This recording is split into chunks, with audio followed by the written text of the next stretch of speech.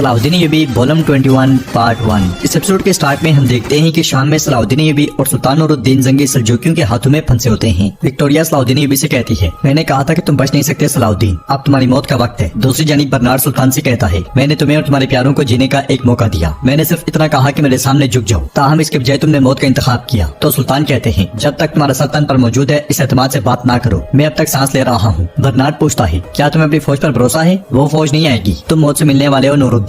इसके साथ ही बर्नार्ड हाथ उठाकर तीरंदाजों को हुक्म देता है तो तीरंदाज उन सब पर तीर तान लेते हैं। सुल्तान नूरुद्दीन समेत सब लोग बेबसी से पीछे पलटकर तीरंदाजों को देखते हैं। वो सब बेबस तो होते हैं मगर खौफजदा बिल्कुल भी नहीं। तीरंदाजों के एक भी तीर छोड़ने से पहले उन पर तीर बरसना शुरू हो जाते हैं। ये देखकर सब हैरान और परेशान हो जाते हैं और ये हमला करने वाले उमर मल्ला के जासूस होते हैं जो अगली लम्हे तलवारों के साथ हल्ला बोल देते हैं और बुलंदी पर खड़े तमाम तीरंदाज मारे जाते हैं। ये देखकर सुल्तान बहुत खुश होते हैं। इसी लम्हे उमर मल्ला करतगन के साथ दरवाजे से सामने आते हैं और करतगन बुलंद आवाज से कहता है, बहन में आ गया हूँ। इसके साथ ही नाजरीन हमें वो लम्हा दिखाया जाता है जब जिंदान में करतगन सो रहा था और हमले की आवाज सुनते साथ ही एकदम से उठ गया था। उमर मल्ला ने सिपाहियों के साथ दरवाजा खोलते हुए उससे कहा था, कैद यहाँ खत्म होती है, अब यह आजादी का वक्त है। करतगन उन्हें देखकर करतगन बहुत खुश हुआ था और वो सब आगे बढ़ गए थे। इस ख्याल के बाद वहाँ पे एक शदीद लड़ाई शुरू हो जाती है। उधर विक्टोरिया सलाहुद्दीन अय्यूबी से कहती है, तुम्हारे पास भागने के लिए कोई जगह नहीं सलाहुद्दीन, तुम अब या तो हथियार डाल दो या हम पहले इन्हें और फिर तुम्हें मार डालेंगे। तो सलाहुद्दीन अय्यूबी कहते हैं, जहाँ मैं तुम्हें फंसाऊंगा तुम सब वहाँ से बच नहीं पाओगे। उनके ये कहते साथ ही स्लूबी सिपाहियों में मौजूद सिपाही उन पर टूट पड़ते हैं और तीरंदाजों को भी मारना शुरू कर देते हैं। ये देखकर विक्टोरिया चौंक जाती है और सलाहुद्दीन अय्यूबी समय को याद करते हैं जब हमला करने से पहले उन्होंने अपने सिपाहियों से कहा था, स्लूबी सिपाहियों के दरमियान रहो, जरूरत पड़ने पर तुम हमारे काम आओगे। इस ख्याल के बाद सलाहुद्दीन अय्यूबी कहते हैं, ये जगह तुम्हारी कब्र बनेगी विक्टोरिया। तो विक्टोरिया सिपाहियों से कहती है, लानत हो, अब इन सब को मार डालो। इसके साथ ही बाकी सब भी लड़ाई में कूद पड़ते हैं। सुरैया और राबिया भी इस लड़ाई में सिपाहियों का भरपूर साथ देती है। विक्टोरिया मुसलसल सलाहुद्दीन अय्यूबी के सिपाहियों को शहीद करते ही चली जाती है। तादाद में कम होने के बावजूद सलाहुद्दीन अय्यूबी और उनके साथी हावी दिखाई देते हैं। जंगल में मिर्दोद और शेर को आमने सामने होते हैं। शेर को कहता है, हमारे खिलाफ खड़े ना हो, वक्त कम है, हमें मत रोको मिर्दोद। सुल्तान नूरुद्दीन तुम्हें इसकी इजाजत नहीं देंगे। मगर मिर्दोद कहता है, सुल्तान के पास इस अफरा तफरी से बचने का कोई रास्ता नहीं है, मैं शाम को काफिरों से छीन लूंगा, सिर्फ मैं ही उसे बचा सकता हूँ, तुम अपनी फौज को पीछे हटा दो। जवाबन शेर को कहता है, मैं सिर्फ अपनी तलवार खींचूंगा। तो मिर्दोद भी तलवार बेनियाम करते हुए कहता है, फिर देखते हैं कि कौन किसे कुचलता है। शाम महल के बाहर सुल्तान करतगन और बाकियों के साथ मिलकर मुसलसल सुलभी सिपाहियों को जहन्नुम वासिल कर रहे होते हैं। लड़ते हुए करतगन कहता है, तुम सब जहन्नुम की आग का मजा चखोगे। ये कहते साथ ही अपने सामने मौजूद तमाम सुलभी सिपाहियों को मार गिराता है। उमर मल्ला भी अपनी छड़ी के साथ कुफार का मुकाबला कर रहे होते हैं और सुलभियों को जमीन पे पटकते ही चले जाते हैं। खवातीन भी इस लड़ाई में मर्दों का भरपूर साथ देती है। लड़ते हुए सयानी सुल्तान से कहते हैं, फौज यहाँ भी नहीं है, यहाँ तक कि जब हम अंदर लड़ रहे थे वहाँ भी नहीं पहुँची। तो सुल्तान कहते हैं, कुछ तो गड़बड़ जरूर है, हम ज्यादा देर नहीं ठहर सकते। सुल्तान की बात सुनकर उमर मल्ला कहते हैं, हमारे मुहाफिज हमारी हिफाजत कर सकते हैं सुल्तान। इसके साथ ही वो सब पीछे हटना शुरू हो जाते हैं। बर्नार्ड आगे बढ़ते हुए कई जासूसों को मार गिराता है और उन्हें भागते हुए देखकर चिल्लाते हुए कहता है, वो भाग रहे हैं, उनके पीछे जाओ। महल के अंदर लड़ते हुए ऐसे सलाहुद्दीन अय्यूबी से कहते हैं, मेरे अमीर ये काफिर काम ही नहीं हो रहे। लड़ते लड़ते हम देखते हैं कि सुरैया पीछे से जाकर अपना खंजर विक्टोरिया के कंधे में काट देती है और कहती है, ये उन तमाम कोड़ों का इंतकाम है। ये कहते साथ ही वो दूसरा हमला विक्टोरिया पर करने लगती है मगर सुलभी सिपाही उसे पीछे धकेल देता है। ये मंजर देखकर पैरी आगे बढ़ते हुए कहता है, मलिका की हिफाजत करो। इसके साथ ही वो विक्टोरिया को लेकर चला जाता है। सलाहुद्दीन अय्यूबी भी सुरैया के पास आकर कहते हैं, हम इस दरवाजे से बाहर जाएंगे। ये कहते साथ ही उसका हाथ पकड़कर आगे बढ़ना शुरू हो जाते हैं। उनके बाकी सब साथी भी उनके पीछे पीछे होते हैं और आने वाले सुलभी सिपाहियों को काटते ही चले जाते हैं। जंगल में मिर्दोद शेर से कहता है, मैं तुम्हें तुम्हारी सरकशी की सजा अपनी तलवार से दूंगा। जैसे ही दोनों तरफ के लोग आगे बढ़ते हैं, एक सिपाही वहाँ पहुँचते हुए कहता है, सुल्तान नूरुद्दीन बच गए हैं और यहाँ आ रहे हैं। ये सुनकर शेर को मिर्दोद से कहता है, अब सुल्तान नूरुद्दीन अपनी तलवार से तुम्हें सजा देंगे। जंगल में सयानी सुल्तान से कहता है, सरहद गाजियों ने खबर भेजी है कि सलाहुद्दीन कैदियों के साथ वहाँ से जिंदा निकल गया मेरे सुल्तान। यह सुनकर सुल्तान अल्लाह का शुक्र अदा करते हैं और उमर मल्ला से कहते हैं, आपने मेरे मुश्किल तरीन वक्त में मेरा साथ दिया, अल्लाह आपसे राजी हो। तो उमर मल्ला कहते हैं, मेरे सुल्तान आप इस रास्ते के रहनुमा हैं, इसलिए बंद रास्तों को खोलना हमारा फर्ज है ताकि आप अंधेरे में रोशनी बन जाए। करतगन दोनों बहनों को पकड़ते हुए कहता है, चलो बहनों चलो। ये देखकर सुल्तान आगे बढ़ते हुए उससे पूछते हैं, होश में आओ करतगन, तुम क्या कर रहे हो? जवाबन करतगन कहता है, मैं इन्हें कबीले लेकर जा रहा हूँ, मेरी बहन को शादी के दिन से ही परेशानी का सामना करना पड़ रहा है, हत्ता कि इसे कैद कर लिया गया, हम अपने कबीले में वापस जाएंगे। तो सुल्तान अस्मत खातून का हाथ छुड़वाते हुए कहते हैं, ये तुम्हारी बहन होने से पहले मेरी खातून है और मरते दम तक मेरे साथ रहेगी। सुल्तान की बात सुनकर करतगन कहता है, जैसे हालात है इसे जल्दी मौत का सामना करना पड़ेगा। इस मंजर को देखकर सुल्तान आगे बढ़ते हुए कहती है, शाम वैसे भी हमले की जद में है, हमारे पास जाने के लिए कोई जगह नहीं, अस्मत खातून अपने भाई के साथ चली जाए। मगर सुल्तान कहते हैं, आप सब सलाहुद्दीन के कबीले जाएंगे, शाम वापस लेने तक हम वहीं रहेंगे। उमर मल्ला सिपाहियों के साथ आपको कबीले ले जाएंगे, मैं करारगाह जाऊंगा, फौज क्यों नहीं आई मैं उनसे इसका हिसाब लूंगा। उधर जंगल में सलाहुद्दीन भी अपने साथियों और खवातीन के साथ मौजूद होते हैं। ऐसे जाकर कहते हैं, सुल्तान नूरुद्दीन और सब ठीक है। यह सुनकर सलाहुद्दीन भी बहुत खुश होते हैं और सुरैया से कहते हैं, विक्टोरिया को खंजर मारने के बाद आपने घोड़े के इंतकाम का जिक्र किया, क्या उसने आपको अज़ियत दी? तो सुरैया कहती है, मुझे जिस्मानी तकलीफ पर कोई गम नहीं, शाम हमले की जद में है, वहाँ के लोग हमसे कहीं ज्यादा तकलीफ में हैं, मुझे बस उनके लिए अफसोस हो रहा है। तो सलाहुद्दीन भी कहते हैं, हम सब अपने दिलों में एक साथ दर्द महसूस करते हैं, लेकिन मैं कसम खाता हूँ कि मैं उनसे अपनी जमीन वापस ले लूंगा, तब हमारी तमाम तकलीफें दूर हो जाएंगी। उर्फा सुरैया और राबिया को कबीले ले जाओ। ये सुनते साथ ही उर्फा सिपाहियों के साथ उन्हें लेकर चल पड़ता है और सलाउद्दीन भी अच्छे से कहते हैं चलो हम क्लारगाह जाएंगे। हम शाम नहीं ले सके क्योंकि फौज नहीं पहुंची। मालूम करते हैं कि इसके पीछे वजह क्या है। ये कहते साथ ही वो भी आगे बढ़ जाते हैं। शाम में खवातीन विक्टोरिया का इलाज कर रही होती है, इसलिए में बर्नार्ड वहाँ पे आता है और विक्टोरिया से कहता है मुझे आपकी फिक्र है, आप नाराज क्यों हैं? तो विक्टोरिया चीजें इधर उधर फेंकते हुए खड़ी हो जाती है और चिल्लाते हुए कहती है बस बहुत हुआ, तुम्हें मेरी फिक्र नहीं बल्कि तुम्हें ये फिक्र है कि अगर मुझे कुछ हो गया तो तुम उसके तख्त पर नहीं बैठ सकते, मगर अफसोस के तुम वो तख्त वैसे भी हासिल नहीं कर सकते। बर्नार्ड पूछता है इसका क्या मतलब है? तो विक्टोरिया कहती है हमारे पास जब कैदी थे तो हमने सुल्तान नूरुद्दीन और सलाउद्दीन को काबू में रखा था, लेकिन तुम्हारी बेहतियाती ने सब कुछ बर्बाद कर दिया। बर्नार्ड भी गुस्से से कहता है और तुम्हें एक औरत ने जख्मी कर दिया जिसे तुमने कोड़े मारे थे, सिर्फ मैं ही कसूरवार नहीं हूँ। तो विक्टोरिया कहती है तुम ही हो। वो आए और शाम के बीचों बीच से कैदियों को लेकर चले गए। अब उन्हें रोकने का कोई रास्ता नहीं, वो अपनी पूरी कुव्वत के साथ हम पर हमला करेंगे। बर्नार्ड कहता है ये थोड़ा मुश्किल है, मेरा मंसूबा भी खत्म नहीं हुआ। जवाब विक्टोरिया कहती है अगर हमने शाम को खो दिया, कुछ का तख्त हासिल करना तो दूर की बात, हम कुछ के चौक में तुम्हारा सर कलम कर देंगे। ये सुनते साथ ही बर्नार्ड बाहर आकर गुस्से में आगे बढ़ता है तो उसका सामना अब्राम से होता है। अब्राम से कहता है सुल्तान नूरुद्दीन शाम पर कब्जा करने के लिए कार्रवाई करेगा, हम उसे कैसे रोकेंगे? तो बर्नार्ड कहता है हम उसे मियादोद के जरिए रोकेंगे। ऐसा लगता है कि उसने सुल्तान नूरुद्दीन की फौज को रोका था, लेकिन उसे अब मजीद कुछ और करने की जरूरत है। ये सुनकर अब्राम कहता है आखिरकार वो भी एक जंगी है, हम एक जंगी से शाम लेकर दूसरे को क्यों देंगे? तो बर्नार्ड कहता है सुल्तान नूरुद्दीन भेड़िया है और मियादोद गीदड़, गिदड़ों के लिए हड्डी का एक टुकड़ा काफी होता है, हमें गिदड़ की जरूरत इसलिए है ताकि वो भेड़िए के रेवड़ में अफरा तफरी पैदा करे। फिर कमांडर से कहता है सिपाहियों को फैलाओ और मियादोद को तलाश करो। ये सुनते साथ ही कमांडर चला जाता है और बर्नार्ड मजीद कहता है उन्होंने अपना खेल खेला और पीछे हट गए, अब मेरे खेल का वक्त आ गया है। तो नाज़रीन इसके साथ ही पहला पार्ट कंप्लीट होता है। उम्मीद करते हैं कि आपको ये वीडियो पसंद आएगी। वीडियो पसंद आए तो वीडियो को लाइक करें, चैनल को सब्सक्राइब करें और बेल